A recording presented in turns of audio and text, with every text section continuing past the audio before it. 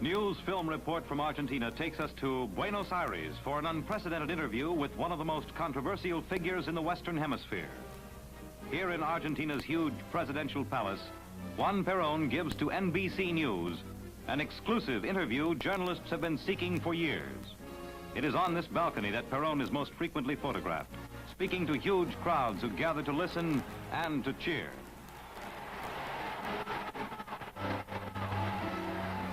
Until recently, President Perón used his balcony often as a platform for speeches highly critical of the United States.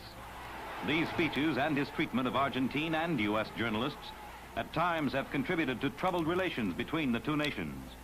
But recently, the crowds have been hearing a new tone in the voice of their president. From his palace, Perón has been speaking in accents which appear to be a new and friendlier policy.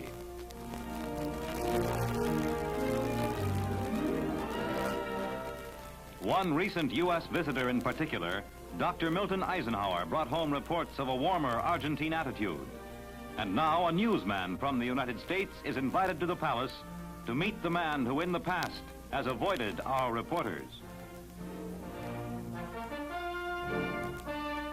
NBC correspondent George Natanson arrives, the first North American newsman to be received by Perón in private in at least 4 years.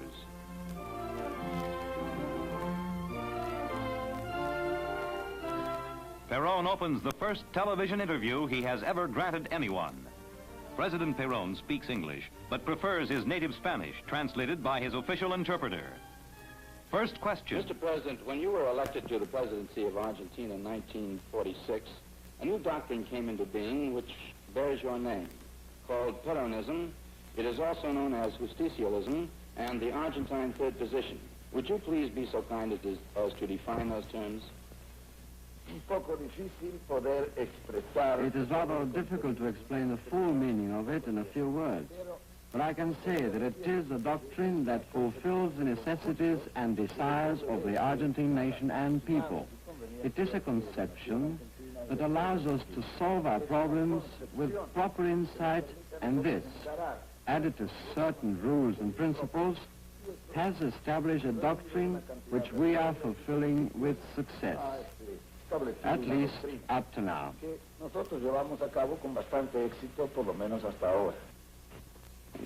Would you say then that Argentina's third position is similar to that of several Asiatic countries, India for example? It is according to how you look at these doctrinary problems, which are basically philosophical. India has its own doctrine which fits in well only with India's own necessities and desires. In this... Mr. President, it has been reported that the Argentine Communist Party is perhaps one of the best organized in South America. Would you say that they constituted any serious threat to your government? The problem of the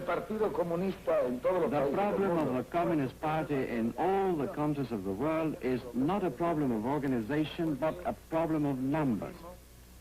Communism filters into our democratic organizations and into our democratic countries. So for me, the organization of the party itself is of no great importance. I compare the importance of communism in the Argentine with the number of communists. In 1946, when I was elected president of the Argentine Republic for the first time, 75,000 communists voted.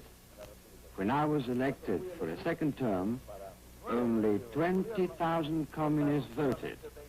Therefore, if the organization of the Communist Party in the Argentine Republic is good, well, I hope it will get better every day, as long as the number of communist voters decrease.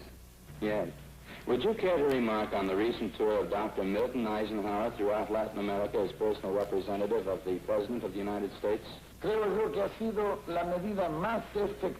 believe that it has been the most effective and outstanding measure that the government of the United States could have taken to understand and better relations between the countries of Latin America. We have no problems with the United States.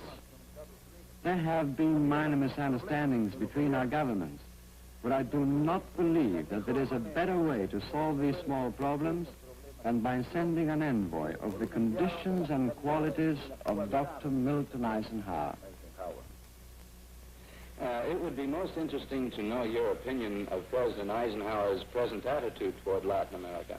Nosotros en Latinoamérica, por lo menos en lo que respecta a In nuestro Latin país, America, as regards our countries, we have the very best opinion of General Eisenhower. For us, he is a man of great responsibility, and responsible men are the men that we like. The steps taken by him to improve relations with our countries have been received here with great enthusiasm. We are not in any way a country opposed to the United States. We have had our misunderstandings, and we are, like the Americans, a bit proud. We wanted to be friends, but real friends.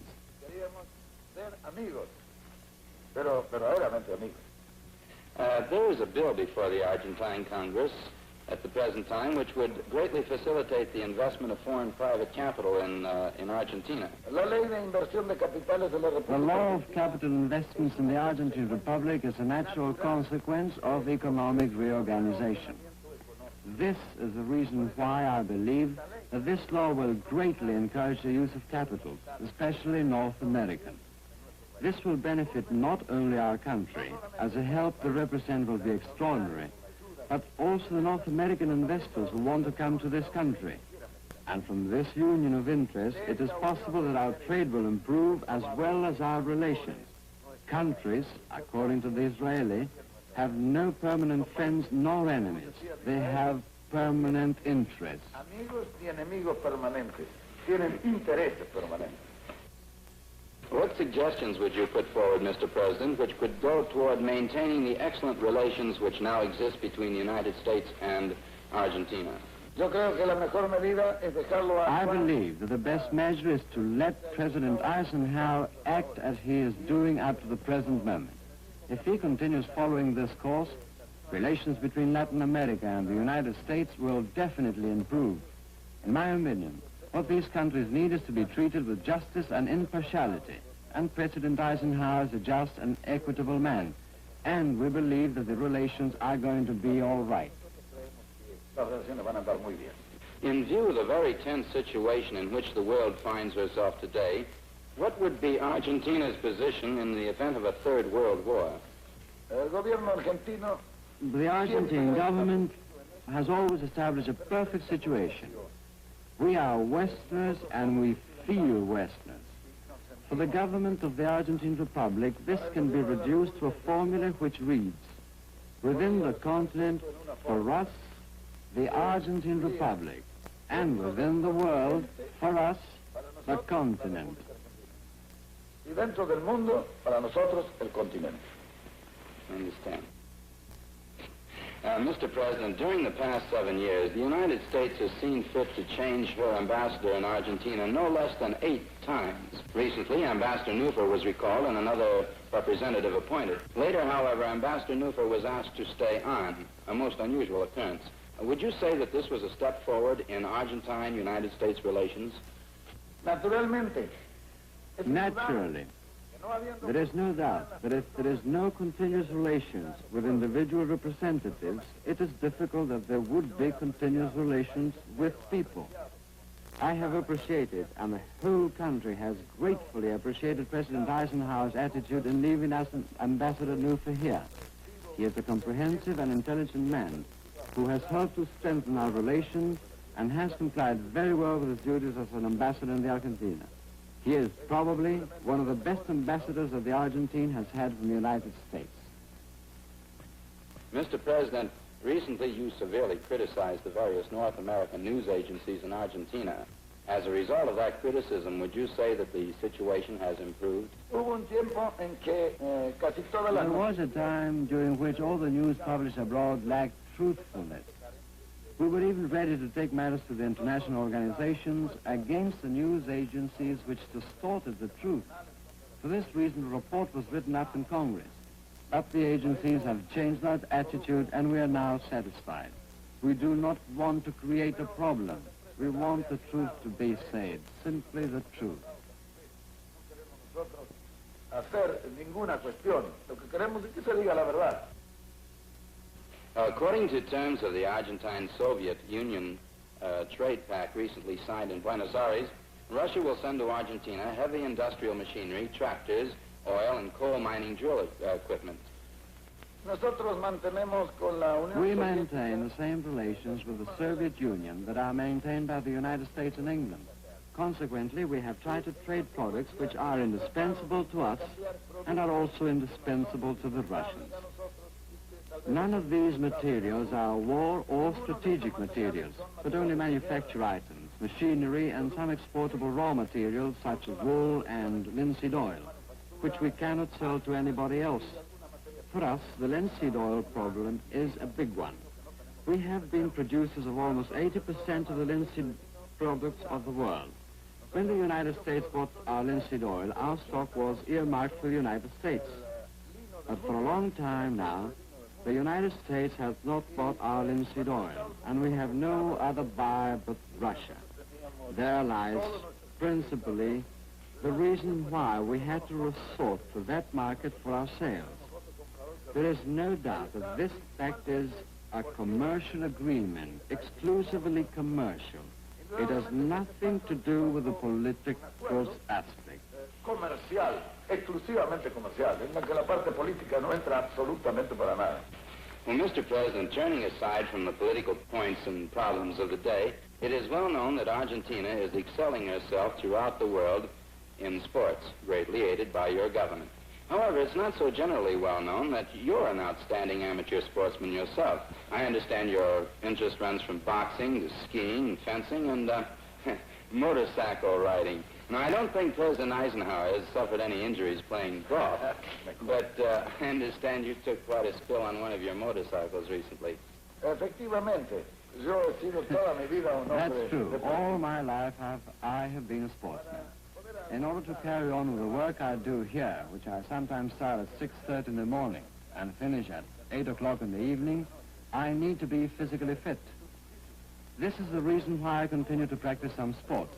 I cannot do any more boxing. It's too much for me. Therefore, I ride a motorcycle. Naturally, a sportsman will usually have an accident. Otherwise, he would not be a sportsman. And accidents are natural consequences. A fall now and again won't hurt me. I have fallen many times during my life. I am glad that General Eisenhower has had no faults, and I hope he takes care of himself. Argentina's President Perón underlines the significance he obviously attaches to this interview by giving NBC News more of his time in posing for more informal pictures.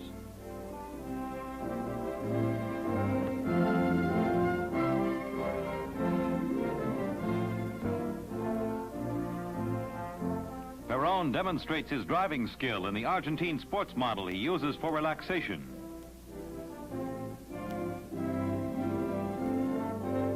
After studied answers to previously submitted questions, the Argentine president gives photographers an unusual opportunity to picture him at ease. The importance with which Perón regards this personal report to the American public is underlined by accompanying publicity in the Argentine press. President Perón reveals a position considered a welcome change by many in both Washington and Argentina.